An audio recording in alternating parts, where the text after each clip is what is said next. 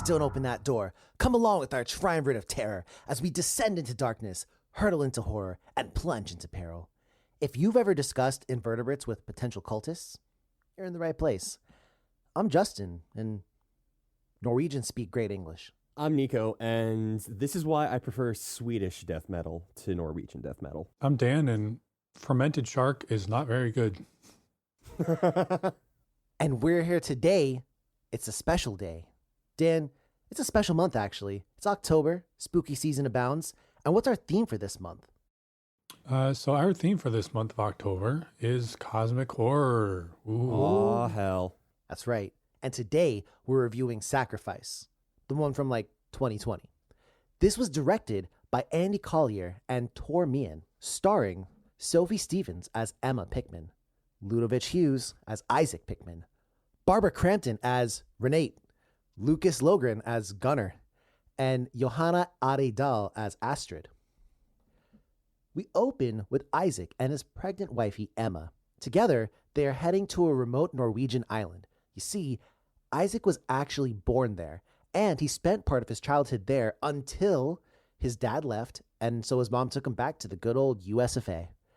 Hell yeah, brother! Continue. Damn right.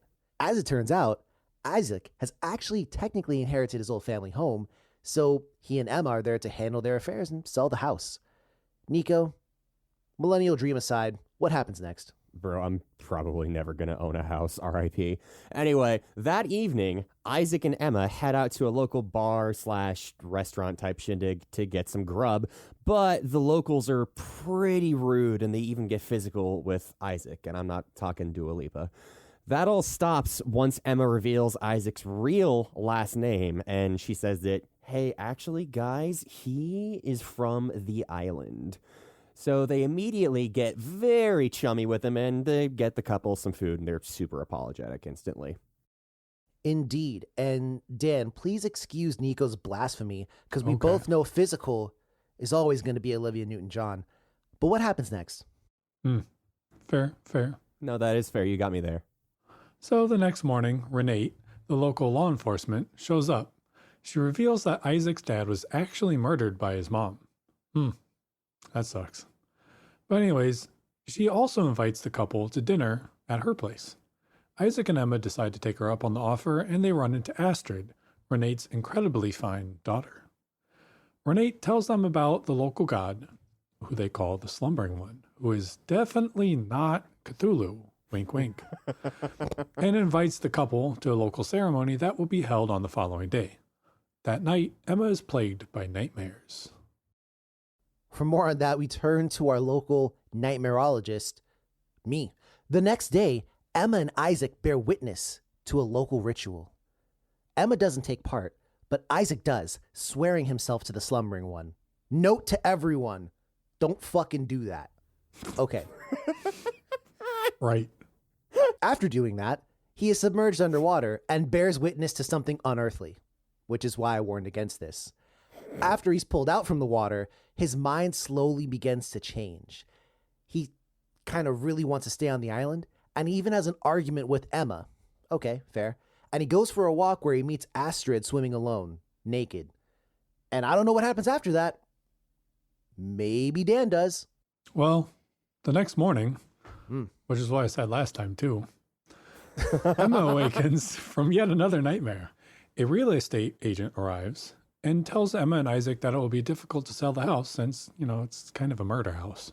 They should also really have gotten a new fucking carpet by now. Yeah, for real. Like, in the scene earlier, when the police chief or whoever the fuck is there, she even says, yeah, your fa died or ma died or whoever the fuck it was right where you're sitting. Notice the blood stain, and the camera pans down to this, dingy $10 at Walmart looking ass rug. Yep. Well, sorry. Anyways, after speaking to the real estate agent, Isaac and Emily get into another fight because Isaac no longer wants to sell the house, and he actually wants to stay. He goes out all night getting drunk with the locals, as you do. Well, Nico, I want to go back to the psychological trauma part, so what happens next? Cool. All right. So what happens next is that Emma continues to have increasingly more disturbing nightmares. They're not very fun at all, and they happen over the next couple of days. Naturally, she grows increasingly worried. She has another fight with Isaac and tries to leave, but he gets physical. Again, not talking either to Olivia or Olivia Newton-John. Instead, she boops him over the head with a tiny statue of, again, totally not Cthulhu, and tries to leave, but the guy with the only boat off the island refuses. She then heads over to Renate's house, but Isaac has already arrived there. Emma falls unconscious as she realizes that Renate has drugged her. Dan, this has got to come to a resolution. How's it close out? Well, the following morning, no, just kidding. So Emma awakens that night on the beach, bound and ready for sacrifice. Isaac raises a sword to kill her, but before he can plunge the blade into her chest, he, in fact, is stabbed and killed. As it turns out, Isaac was actually meant to be sacrificed 25 years ago, and the cult has suffered in his absence. The movie ends as Isaac's body is burned on a cairn out at sea. The end. All right. Well, no time like the present to talk about the present that we've just received. Nico, how does this movie look? I'm a big fan of the cinematography in this. I really like the various underwater shots, which while are not the perhaps most technically magnificent, they all look very, very good. And I'm also a really big fan of the color displayed in this. There's a lot of really vibey colors, magentas, blues. It's good to look at. I agree with Nico. I really like the underwater scenes. There's a lot of big, wide shots in this film, which do a really good job of making you feel small, as sort of Cthulhu, or not Cthulhu, I guess, would do, and sort of that whole mythos and cosmic horror element. So I really like that, and I agree that I like a lot of the coloring in it as well. I got to agree 1,000% as far as the coloring goes as well. I thought it was colorific. In particular, the movie screams purple in a lot of places, which is used to represent cosmic stuff and stuff from beyond, which is awesome. And just generally speaking, I also, quick thing, there's a shot of Emma when she's in the bathtub and they're totally doing a Freddy. Yep. Yeah. Yep. That was a good callback. I thought they did a good job on that. I did as well. I thought it was pretty dope. Now, in terms of sounds, Dan, how's this movie sound? The soundtrack bumps. Well, it's not really. Well, I wouldn't call it a soundtrack actually, but the music, the score is really good. I thought it was very creepy, very tense. There's a lot of really cool drones and dissonance in it, and I like the subtle chanting that they include throughout certain scenes and things. I thought this movie sounded great. Agreed. I don't have anything additional to add aside from, in particular, Dan, you talked about the chanting. I thought it was really cool whenever the slumbering one was reaching out, there was that deep voice. I thought that was dope as well. And a pretty good interpretation, I think, of what that would sound like to me. Nico, where are you at with that? I agree with the both of you, but I want to add in a bit about the script and the dialogue. I think that this could have used maybe another run at the editing board, because sometimes when we're in scenes where there's a conflict, it either sounds like you're listening to some sort of numbskull who subscribes to Andrew Tate, or just the truly dumbest, most circular of conversations possible. Like the first one when they go to the bar. Oh, do you speak English? Well, that depends. Well, does it really? We're speaking English right now. Yes, actually, it does depend. What do you want to do? I want to order some food. Well, to do that, you have to speak English. Like, motherfucker, can you get on with it? I thought you were going to talk about when he looked at his wife and said, she looks like she knows what a good harpooning's like. Yeah, that part too, for sure. Yeah, I will say that the dialogue did leave a not great impression, I think. It definitely could have been better. Yeah, now that you do point it out, Nico, I agree with you and Dan. And I will say, sometimes you write a character and you're like, how do I make someone hate this character? I'll make them say something really just evil for no reason or Sure. stupid. And there's the part where he's in the bar. He's like, man, my wife, women, you can't live with them. You can't kill them legally or whatever he said. And then he goes, but the thing is this, women, they don't want equality. They want to be dominated and told what to do. And if you wanted to leave, then she'd want to stay. And I was like, this doesn't make sense in the context, because Isaac at this point in time has already like been hypnotized or mesmerized or whatever by the cult. So why are you reading to him some, again, certain places on YouTube talking points? Yeah. I just don't get it personally. I didn't even know you guys had that over there on that island. Yeah, like Either this way, movie took a weird pivot into like red pill territory for a second. I'm just like, why? Where did this come from? Indeed. Also, well, I'll save it for later. So we got to talk about the elephant in the room. The elephant being Isaac, a character that Nico told me sucked 2 nights ago. And Dan obviously thinks he sucks as well. So I'll ask you guys now, for everyone to hear, does Isaac suck? Yeah, he's just kind of the fucking worst. He's not, to give credence to him, probably the only time, this isn't a character the likes of which I am known to just have an undying, pre-existing hatred for. Examples being Evil in 976 Evil and people who have the voice of just tiny little goblins. This isn't a person like that. This is just simultaneously the most incompetent and inconsistently written character we've seen in some time. Like, at first we see him at least trying, though impotently, to navigate this, what is apparently some sort of Gordian knot of a puzzle of a conversation with what should be just a simple task of getting some food at the bar, and then going and having a sudden hard pivot into these absurd outbursts of anger when your wife is very reasonably going and having questions about the crazy shit that's going around. And not even in a gaslighting type of way, but in a, oh, you wouldn't be like this if you were talking about some Muslims or Christians, like this guy had just discovered r/atheism. I mean, that part to me is his whole descent into, quote, madness. I hesitate to say madness because I don't quite think he goes insane necessarily. Yeah. But he definitely starts getting infected by the cult and the Cthulhu god and everything like that. So like to your later point, him like exploding on his girl, pause. Hey. That is kind of like him getting super defensive because he's being indoctrinated into this cult and everything. Oh, sure, yeah. No, I got that part.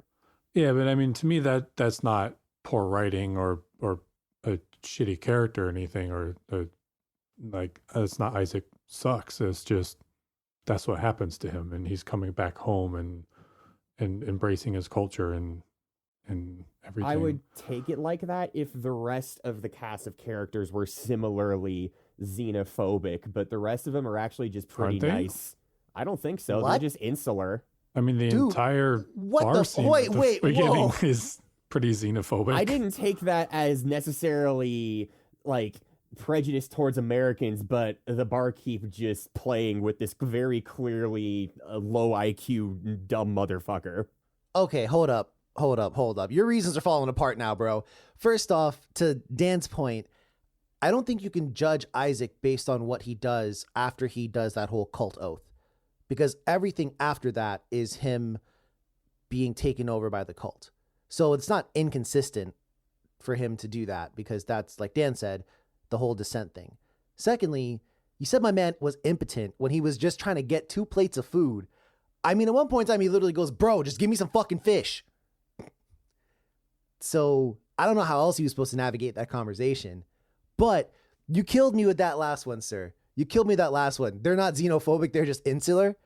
Bro, they hate everyone that's not from their island. That is the definition of xenophobic. I think of xenophobia as more of like a nation state type thing than just being like centered towards literally people outside of your community. I've always thought of it in more like a nationalistic standpoint than like the community level, I guess.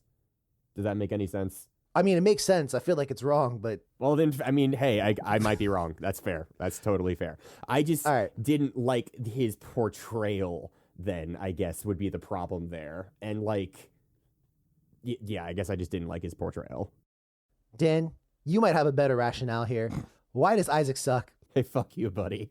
So I totally agree with you, Justin. I don't think you can really judge him after he does the oath and everything, but I still didn't like him pre that. I still think he kind of sucked.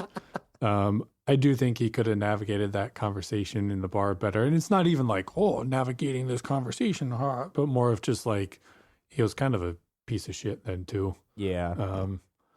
I don't know. I just didn't like him, and some of the jokes that he would make and stuff were just kind of weird, and I don't know. He just felt kind of slimy to me a little bit. Yeah. So I don't hate Isaac, but I will say he comes across as a little bit of a weakling, both mentally and physically. And not to be all unga bunga with it, but he brings his pregnant wife out to this bar and doesn't know shit about shit, doesn't know anyone, and the bartender's being an asshole about it. First off, if I'm at a bar and someone basically calls my wife a whale and says she looks like she knows what a good harpooning is, like, I'm sorry, fucking the mountain. I'm about to offer you outside right now because what the fuck? How rude and disrespectful are you people? And then afterwards, when everyone got super nice, he wasn't like, huh, that's odd. They heard my last name and then now everyone is super nice to me. Yeah. I wonder if this could mean something. And I don't know, man. Just first and foremost, do you even need to physically drag your pregnant wife out to this island to just sell a house? Yeah, definitely don't. Nope. Could you just not have a real estate agent go out and be like, bro, just put this house on the market. It sells for what it sells for. I get wanting to visit the house you grew up in, though. He has like no recollection or memories. I just mean like on principle, like if that's something that you had an opportunity to do, go see scenic Norway and visit a tiny little town where you can revisit the memories of the place you grew up in. I think that'd be a cool experience for most people. Yeah. Well, I say we move on down the staircase and talk about Isaac's descent. Dan, you hinted at it. I've mentioned it. Nico somehow forgot about it. But tell me this. What do you think about his being taken over by the cult? And we'll start with you, Nico. Oh, okay, cool. Yeah. Okay, great. Wow. Really tossed me left field there. Okay, wow. Yeah, I didn't like it. It was like kind of milquetoast, I feel. Like most of the descent we see is just him being a shittier person. It's not like he gets more involved in these esoteric rituals or starts showing these otherworldly characteristics. He just sucks more as the movie goes on. How isn't he more involved in rituals? He builds a effigy. He goes. Is that part of to a ritual, would you rituals. say? Yeah. He also goes to rituals. Which rituals does he go to? Doesn't he like follow people one evening? I guess that is part of a ritual too, huh? Okay. Well, this is me like- eating my words again. It's a buffet on deck here at DOTD. Hey, man. You win some, you lose some. But I thought it was okay. I do agree a little bit with Nico. I thought it was slightly milquetoast as well. Heresy. It was fine, but I would have liked to see a little more madness. I think in it. Like I wanted him to channel a little bit of Nick Cage, maybe. But I do, even though I disagreed with Nico a second ago, I do agree that he just kind of gets shittier. I guess my point is, like, they don't, to me, or they didn't read as outwardly as rituals and just, like, weird little things he was doing. Like, I saw him, like, clearly ignoring his wife. Again, I thought he was just being an asshole and just following these people who were walking away just to see what was going on. I didn't take that as, like, him being part of this esoteric rite or anything at the time for example. So I guess I just wanted a little bit more of that cosmic flair, if you will, with the descent into madness. It's funny, and this is my take on it. I feel like they do the descent almost to his wife, but somehow Isaac is the one who descends. Because it's his wife that has all the terrifying dreams, the visions, the voices underwater. Mm-hmm. Like, all that stuff happens to her, but it doesn't matter. Right. And I'm just fucking confused because Isaac is the one. And at first it makes kind of sense because, okay, the wife is going to be sacrificed. Right. But no, those were all red herrings. Isaac is the sacrifice. So if that's the case, then what the fuck? It's almost like a reverse Wicker Man. Kinda, yeah. And I don't know. I just thought I wanted something more overt. And in general, I wanted a little more overtness from the movie. I wanted the people of the town to be more overt in being a cult. They just seem like assholes. I wanted Isaac to be more overt in being taken over. He just seems like an asshole. Could we have maybe had more Astrid on the screen? No reason in particular. I don't know. But either way, I wasn't feeling it 100%. The Astrid thing actually kind of confused me a little bit. Okay. I was going to say this, but you go ahead. You got it. I just don't, I don't know. He was like, they were both like enthralled with each other. And But they don't fuck. They don't. Question mark. Well, yeah, at least not on screen. I don't know. Who knows? But it does cause some friction between Isaac and Emma. But I feel like that whole thing was just to cause friction between them. Like, nothing really happened so much. And I actually thought my conspiracy theory was that they were related. Yeah, I thought that was going to happen too, actually. It's funny you say that. Yeah, because Renate, who's Astrid's mom, says that, like, oh, Astrid doesn't talk very much ever since her father died. And I thought that was going to be well, she's in, like, I mean, obviously she's the police, so she's going to investigate Isaac's father's murder anyways, but she seems like really, really into it. So I assumed that, and they kind of alluded to it a little bit earlier, I feel like, that his father left his mother to go be with her, had a kid, and that kid was Astrid, and they were half siblings. But they don't ever kind of go like there. Silent Hill almost. Yeah. I was also potentially thinking that Astrid might have been in some way changed or altered by the slumbering one, because she doesn't talk much. And it's like, oh shit, maybe she has like something fucking wrong with her or something, like some kind of mutation. No. Or a mouthful of marbles. Yeah, no, she just didn't feel like talking at that moment because Except she talks later on. Yeah, she talks plenty later on when they're under the stars and the Aurora Borealis and everything. Like, do you know what the Aurora Borealis is? It's when a solar flare penetrates the Earth's atmosphere. And I'm like, hey, yo, I don't like what's happening to the EUC here. But moving on. Hey. Wow. Pause. Moving past all that, what are your thoughts as to the cult in general? I've kind of said what I think. I wanted them to be more overt. Do you guys agree, disagree? Is there anything you want to talk about as far as they go? Yeah, I agree with that. I feel like they're great value cult. Like they're just kind of like there, but aside from the sacrifice at the end, which is kind of major, but aside from that, they don't really do a lot of like culty things. Yeah. I mean, they do have the little ritual type thing, but it's like a baptism basically, which like, okay, that is a little odd, but it's not in the realm of like cult. And like Nico mentioned before, I kind of wanted more cosmicness out of it and weirdness. And they're just regular people doing religious things, but not like crazy culty religious things. Yeah. 100% there. Now, Nico, I'm going to ask you real quick because you are the coiner of this term. Is this a happy cult movie?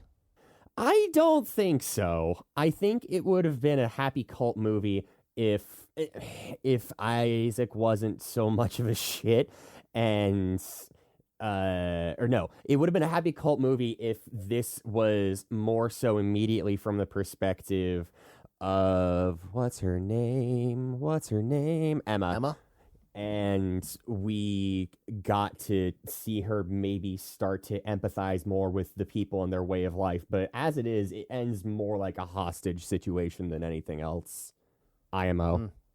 I think it would have been a happy cult movie if Isaac did kill Emma.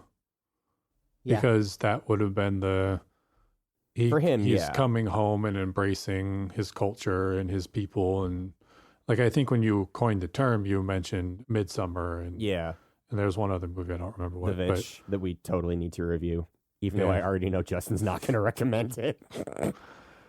But like, if he had killed her, it would have been very much like a Midsummer type of ending. Yeah. Dan keeps prompting all these thoughts in my head that I want to say as the conclusion. I want to ask now, we've discussed the movie, we've discussed the cult. On a scale from 1 to 10, how cosmic is this movie? Dan pointed out last review that there's a difference between being Lovecraftian and being cosmic horror. So taking that into account, scale from 1 to 10, 1 being not at all, 10 being you got tentacles up your ass, how cosmic is this? I would say like a 7, maybe. Like, you're seeing tentacles and you're wondering, I wonder where theirs are going to go.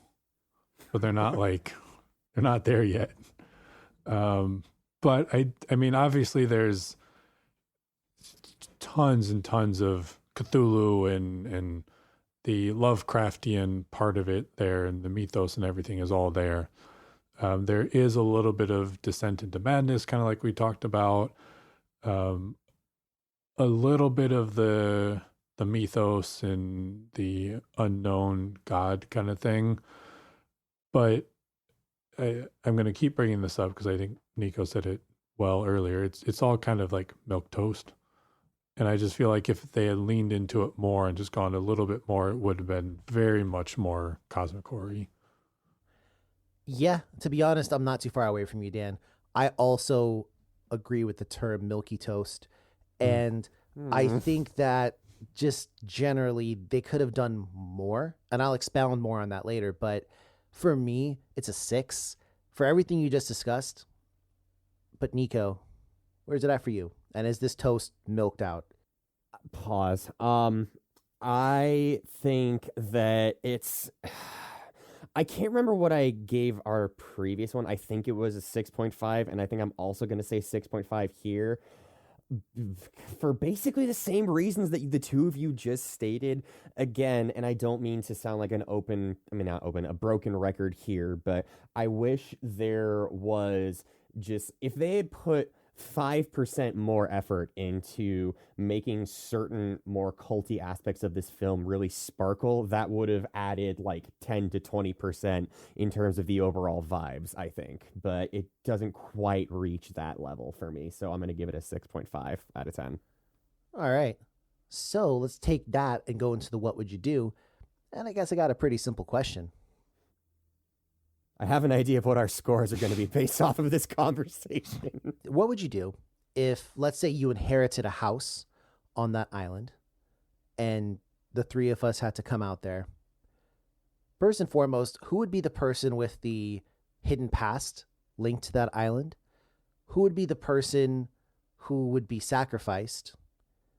And who's maybe the person who would fight against the cult? So, Justin, you're the person with the actual literal background on the island, so we would be investigating Dan's inheritance. Okay, fair enough. I think, Justin, you actually would be the one sacrificed, and I would be the third option that I totally remember. Sick. Well, there you got it. I actually agree. I agree, too. This all makes perfect sense. Baby! I think we just got to go straight into the critic review. And what do you guys think this movie has on Rotten Tomatoes?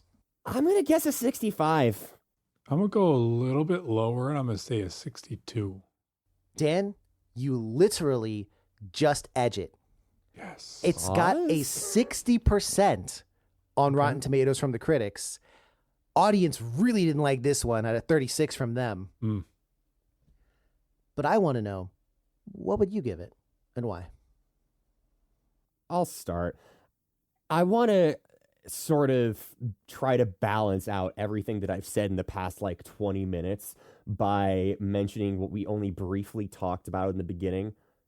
This movie looks real fucking nice. For what it is, this movie looks real fucking nice, and it sounds real fucking nice.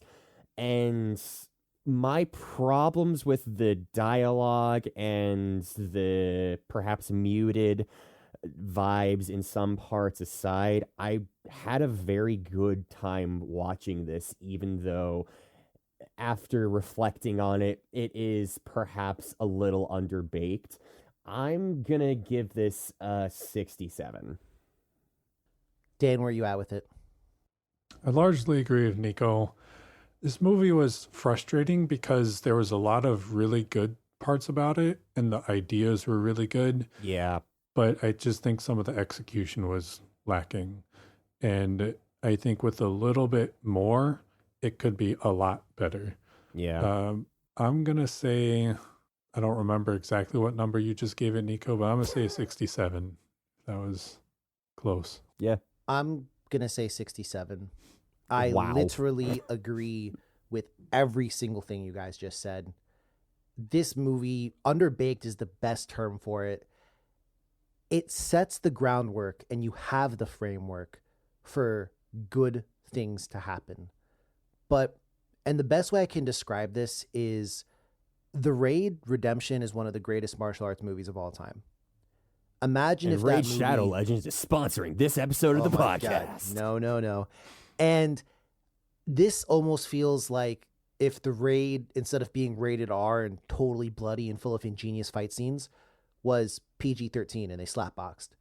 Because this movie, I want it to push further. I want it to do more. It is just too middle of the road. Like, you've got this cult, but they're not threatening in the fucking slightest. You've got all these things happening, and it's like, come on, man, like, push it further. I want to see this guy. And there's so many different ways you could take.